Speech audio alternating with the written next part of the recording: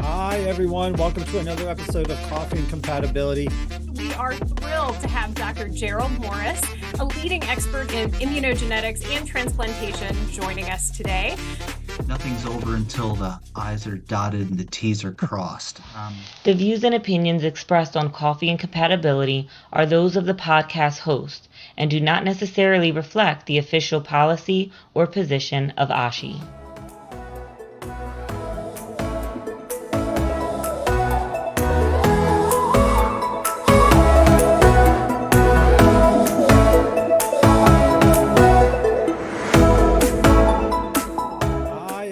Welcome to another episode of Coffee and Compatibility. I am Eric Weimer, and with me, as always, is the lovely Dr. Kelly Hitchman and Mr. Jeremy Sherrill. Hi, guys. How you doing? Very, very good. Good to be with everybody today. Hey. Are you guys ready for the 50th annual meeting and anniversary celebrations? No, I'm not. Nobody's ready. Everybody's excited. Yes, nobody's really ready. Can you really be ready? Yeah, I'm never ready. Excitement, yes. Ready, no. Yes, exactly. Right. There's a dichotomy there. Certainly excited to see everyone in the content that will be there, and I mean, it's in Anaheim, and by now, I think every listener of this show knows that I'm a super Disney fan. Fanatic.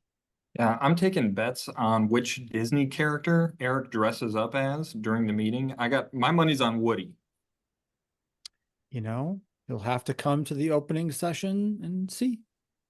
I think there's something there. There's a little bit of a doppelganger effect going on. Eric and Woody.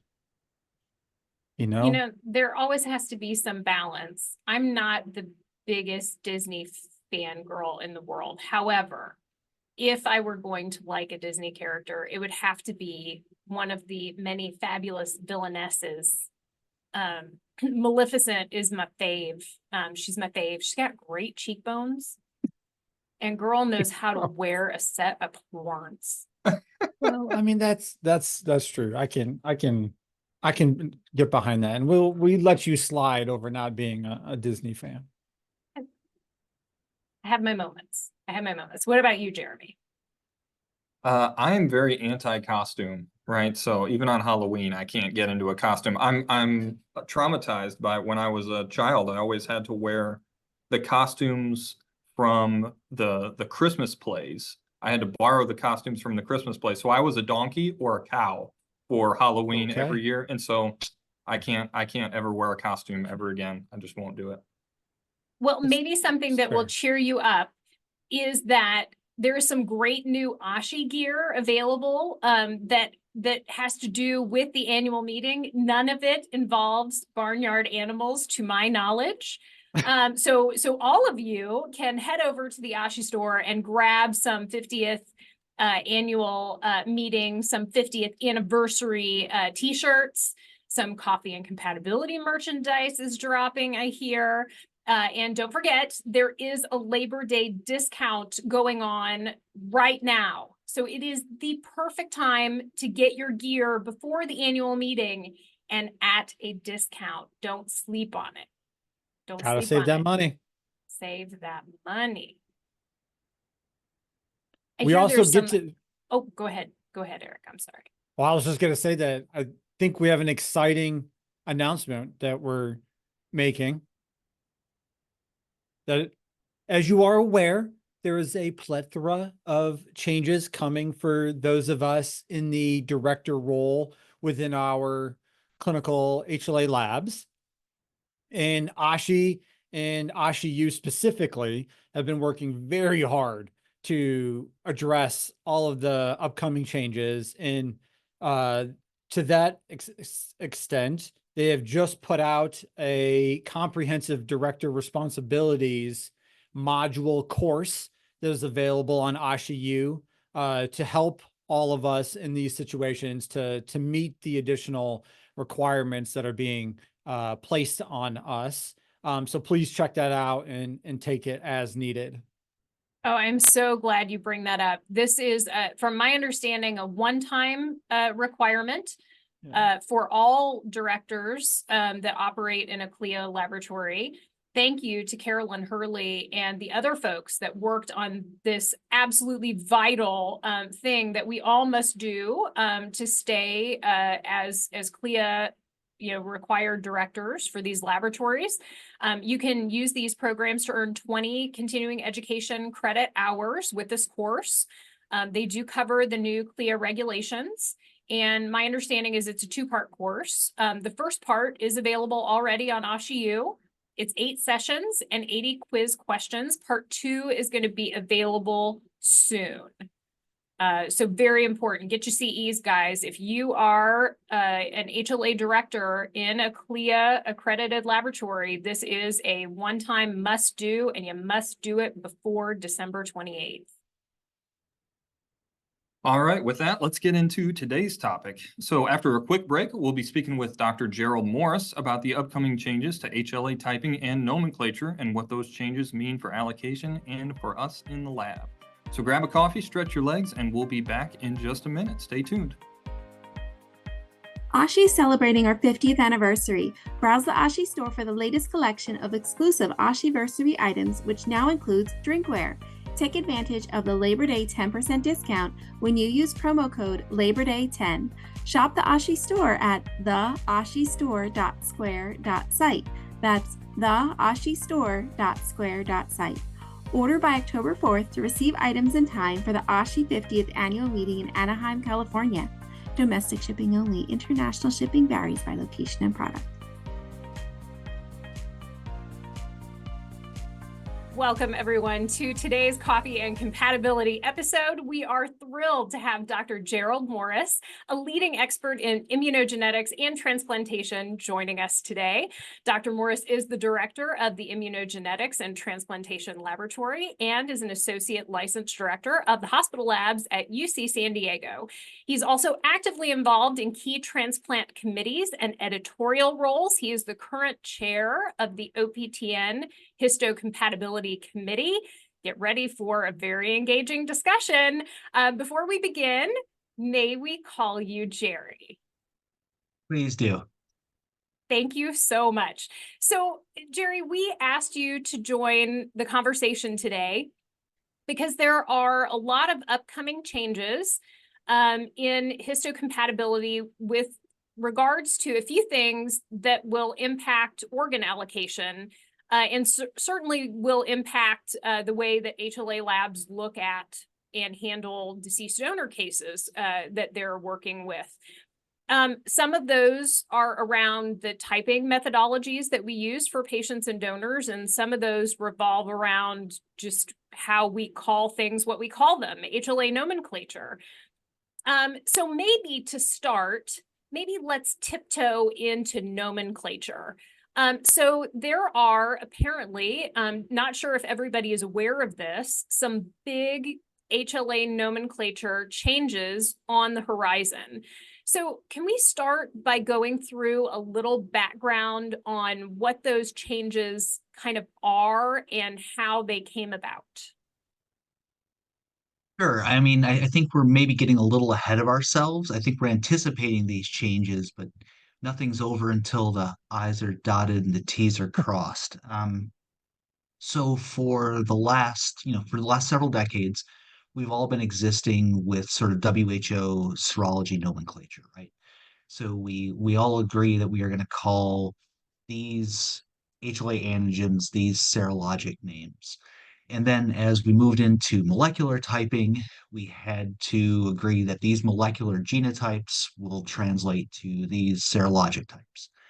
And then as we kept going, we realized that we were getting genotypes that maybe didn't have an associated defined WHO nomenclature. So we have things like IMGT and expert opinion for what that nomenclature should be.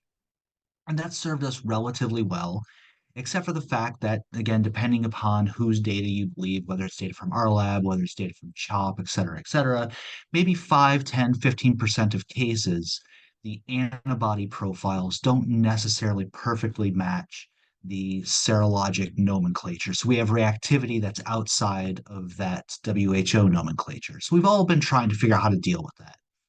And I think individually, we all deal with it differently. We can talk about epitopes or eplets or allele-specific antibodies, but we all do it differently. But it's fine for our programs when we're looking at that donor and that patient and making a decision in real time.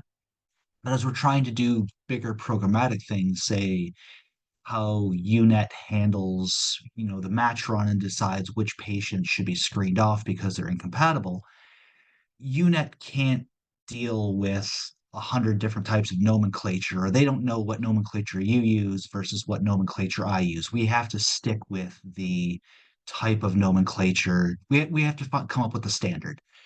So to that end, I think, there's a proposal out there led by Marcelo Fernandez Villa, who has come up with the serotype nomenclature, which he has first developed in silico and now has a paper pending showing the sort of proof of concept with antibody reactivity, actual antibody reactivities.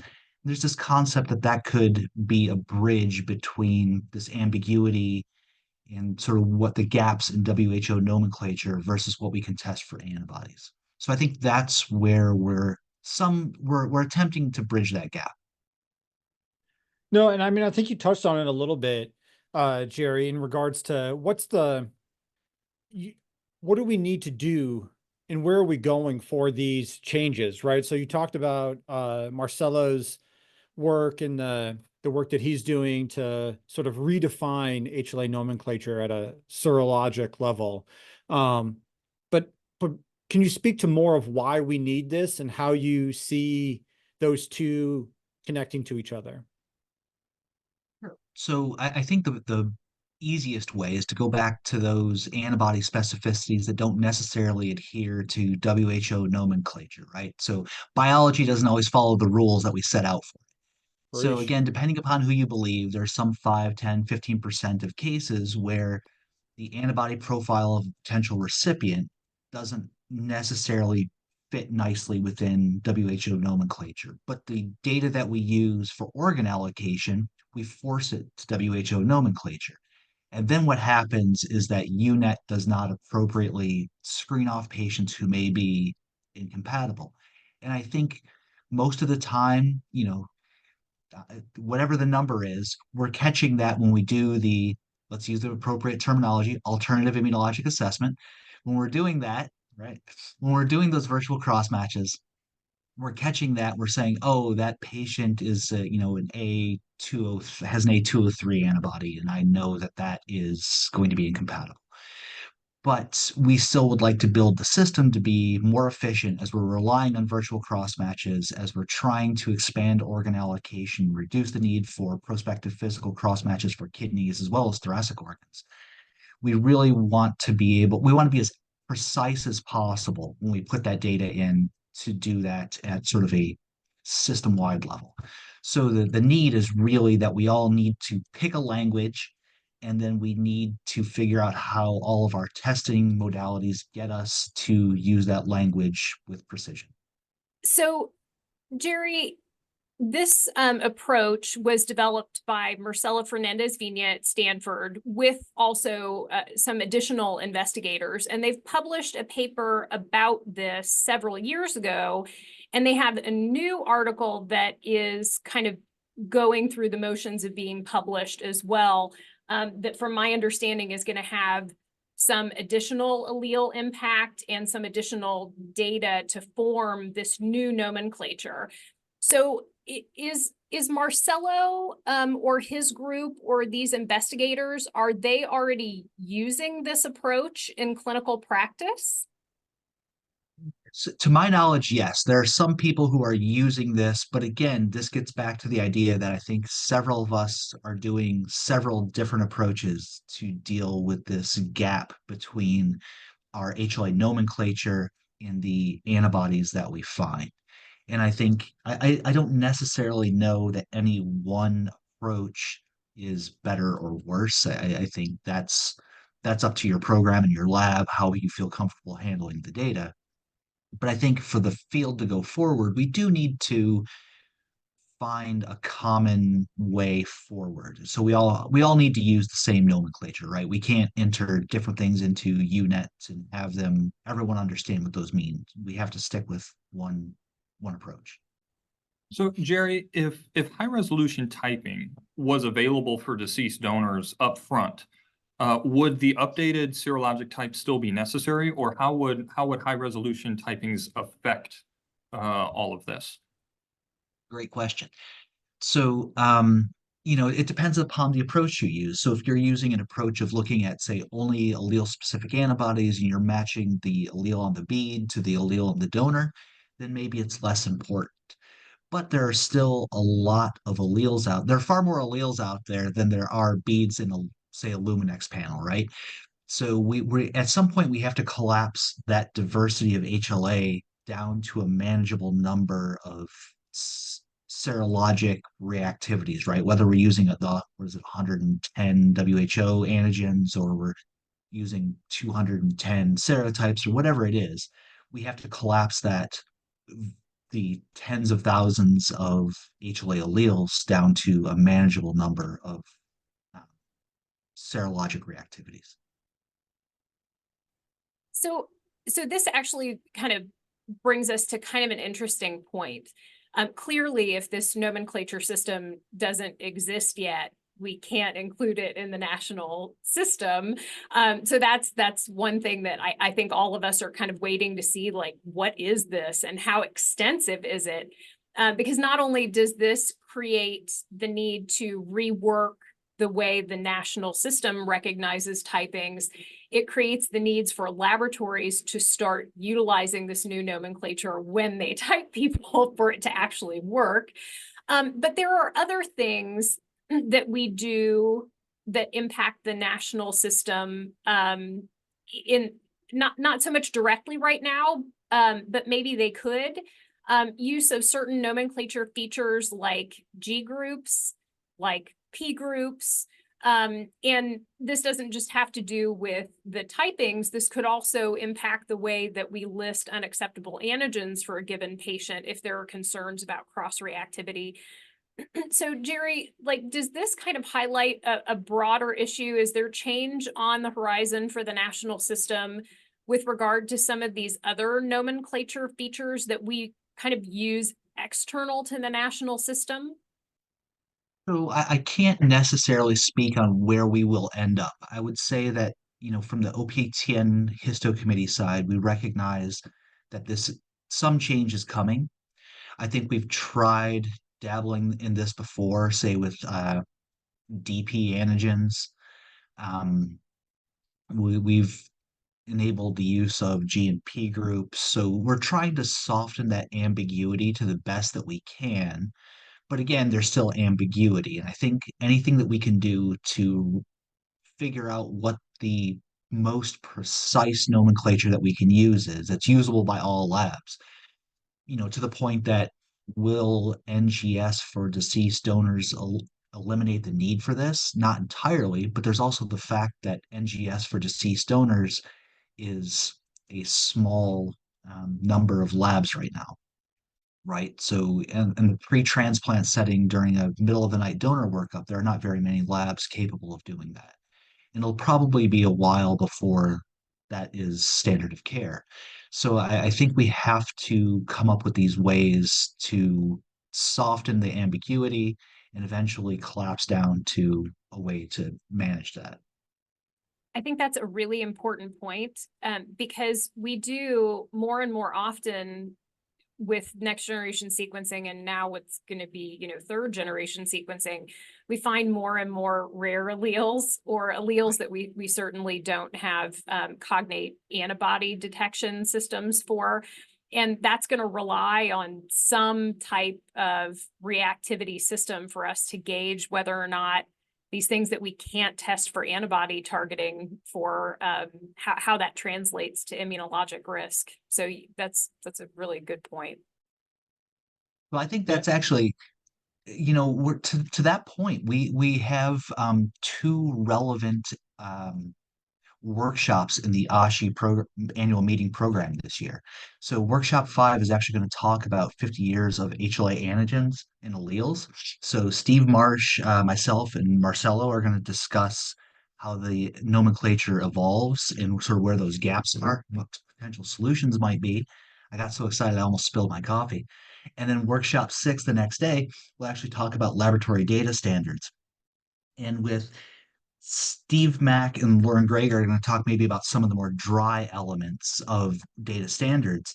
But then I think the exciting part of that workshop will be Martin Myers and Amelia Devereaux from NMDP and UNOS respectively, who are going to talk about just the programming aspects of needing a single language and a single data standard, and how making sure that we do these things in a way that is universal so the systems actually work. So to your point, I think we're trying to address this from several perspectives, whether that's making policy, whether that's education. We really want to reach out and get people engaged in thinking about a way forward as a field. And you've touched on something that we've discussed on the podcast over a number of episodes, such as standards, data standards, sort of nomenclature in general, and then sort of what you just alluded to, like the future of how you take all these different things and you like funnel them into like modern immunogenetics, if you will. And one of the things I'm curious about, Jerry, is from a lab perspective, right? Like all of these things are sort of floating out there. And, we've all had conversations about they are the future. This is what it's going to be. It'll help optimize the system. I'm curious from your position within the OPTN Histo Committee, how you see that being implemented. Can it be implemented? What are the challenges you foresee happening at the like committee and individual lab level? Because it's a really big change from where we are today to where we're discussing going. So the can it be implemented? So is there a need? Yes. Can it be implemented? I think that's a question that we always come up with, right? Because there are a lot of good ideas, but we have a system, a healthcare system in general, that encourages people to be independent and innovate and do those things. So ultimately, it's gonna come from policy, right? Somebody's gonna have to be the adult in the room and say, this is what we do now. And we already do that, right? We do that with saying you must use WHO nomenclature if available. So there are people who would like to use expert opinion for type or describe the eplets or whatever your favorite method is.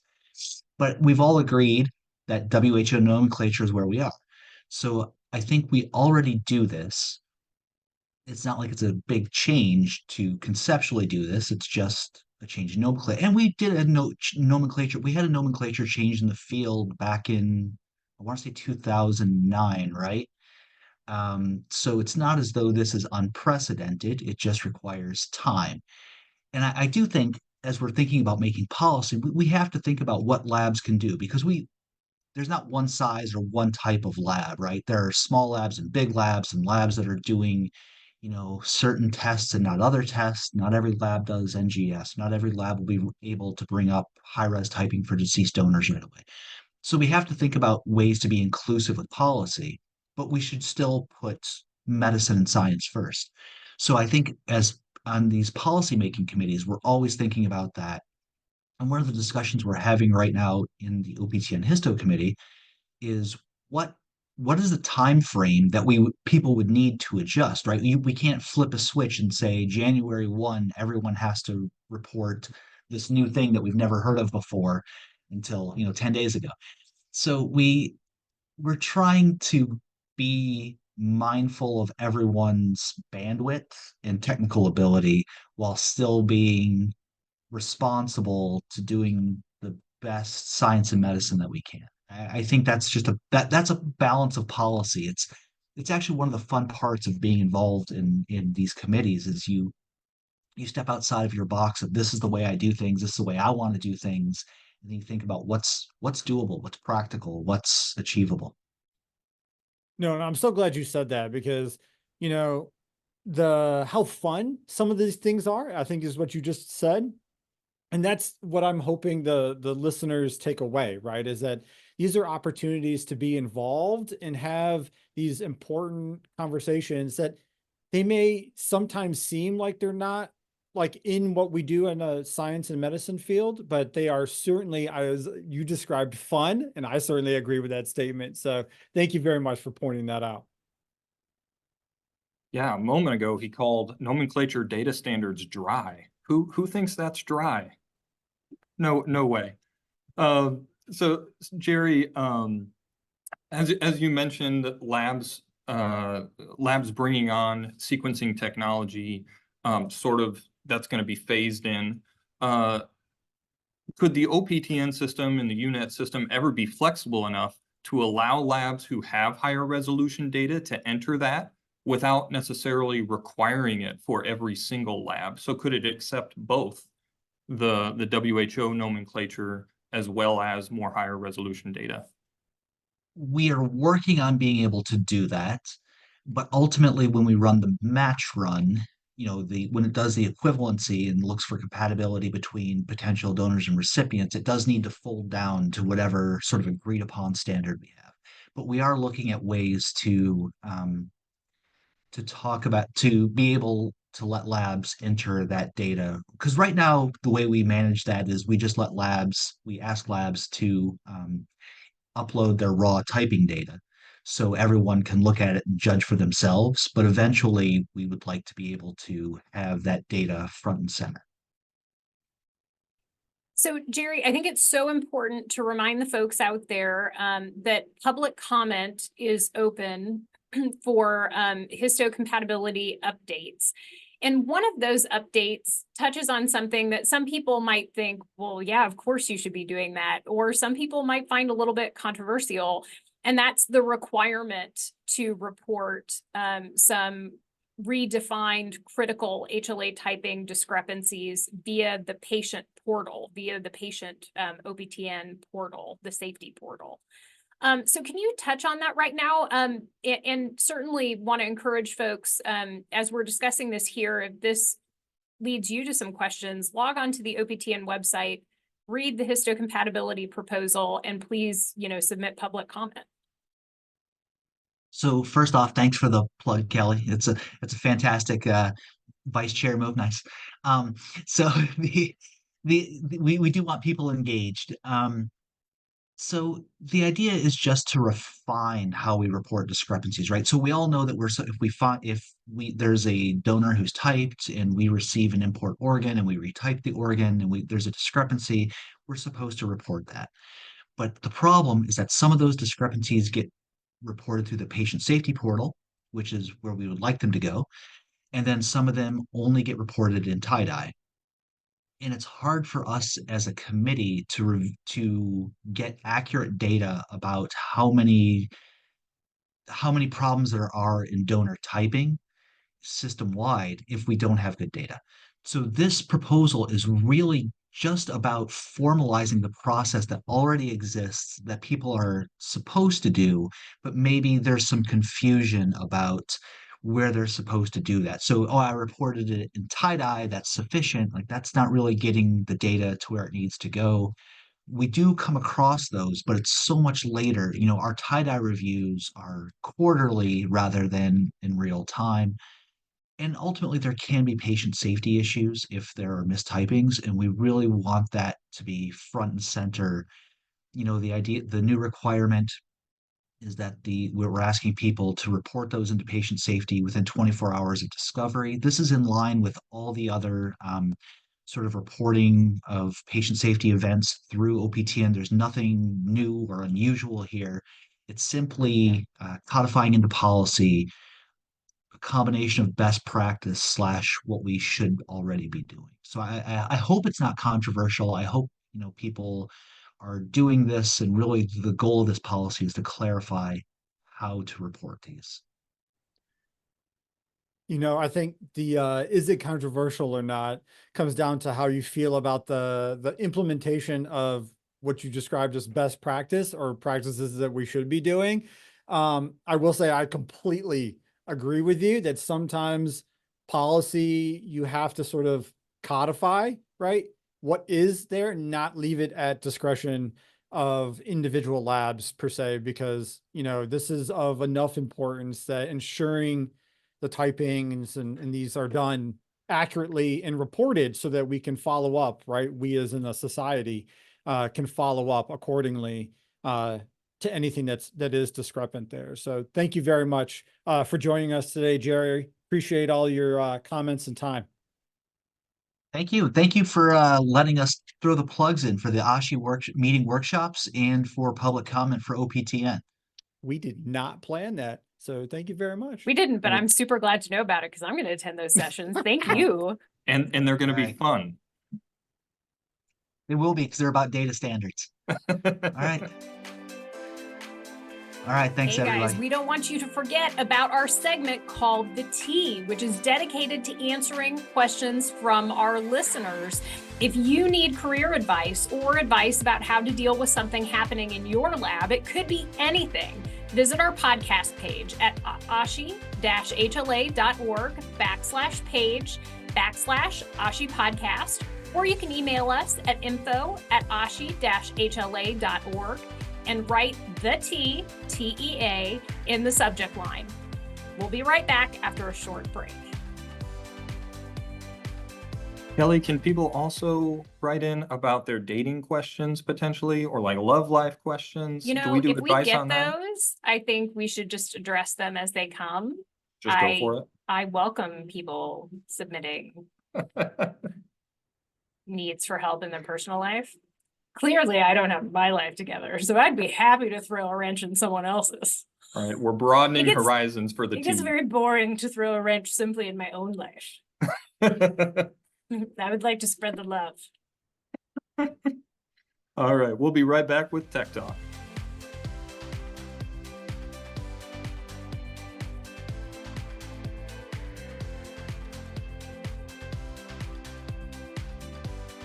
Welcome back, listeners. It's time for our new segment, Tech Talk, where we celebrate trailblazing technologists for their incredible contributions to the field. Today, we're shining the spotlight on an exceptional individual making waves in medical science. Please join me in recognizing Sosay Kalishian, who was submitted by Dr. Rami Mahfouz. Sosay is a brilliant member of the Histocompatibility Lab. She joined the HLA team 3 years ago and has since shown immense enthusiasm and dedication, quickly building her expertise and knowledge. Sosay is so committed to her work that she often forgets the ringing bell signaling the end of the day. She's always there when you need her and is an excellent team member who listens carefully to patients and family members' concerns. She goes above and beyond to deliver quality results on time, often well before the deadlines. So kudos to Sosay for all her hard work and dedication. Keep on shining, Sosay. That wraps up today's Tech Talk. Do you have a technologist you'd like to spotlight? Nominate them by sharing their story with us. Email us at info@ashi-hla.org for a chance to feature them in an upcoming episode of Coffee and Compatibility. All right, don't go anywhere. We'll be back in just a few moments to recap our thoughts on today's episode.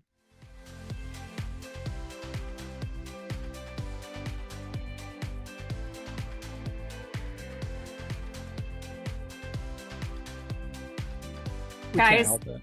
that was a great episode. I am, full disclosure, the incoming vice chair on the Histo committee. And I was so thrilled to have Jerry on. Jerry's the chair this year. He was the vice chair last year.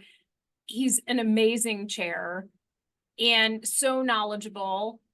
And I think, there are just there's some big changes on the horizon and a lot of unknowns, and we don't know when those things are going to happen. That's kind of a theme throughout the OPTN right now, right? Like not just HLA stuff, but like the whole thing. Uncertainty is our friend. Right? Opportunities for good change, a lot of unknowns.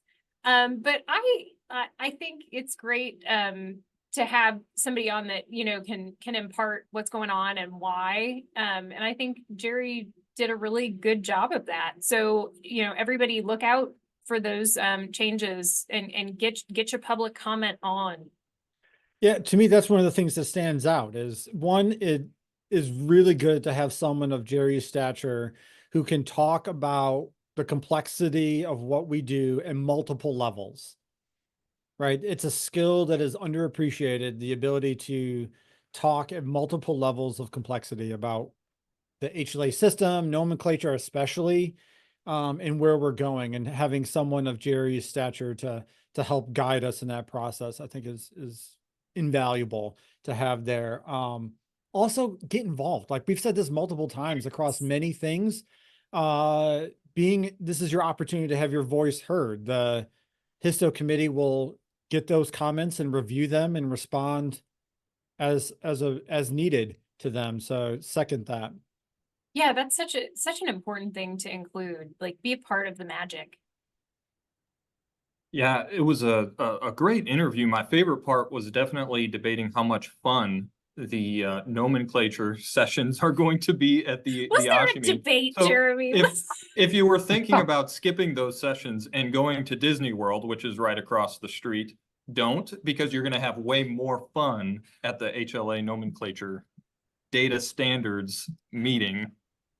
Yes, The best is when regulatory Yeah, fun. it's going to be a 10 out of Yeah. 10. The best is when they're, as we said, were described as dry, and that was the one I got the most excited about. No He's way like, that's dry. oh, they're Right? Like, okay, like in HLA, you do have to be a certain kind of person. yeah, there's a And stereotype. I enjoy this. Now it is, will this be regulatory forced upon me? Yes. Will I enjoy tinkering with it to figure out how to make that work? Absolutely. Forced merriment. Yes. Forced. Oh, guys, I don't know what we can do to top that. So we should probably close here. Yeah, Gonna absolutely. Going to be fireworks at that meeting. Awesome. Until next time, guys. Bye.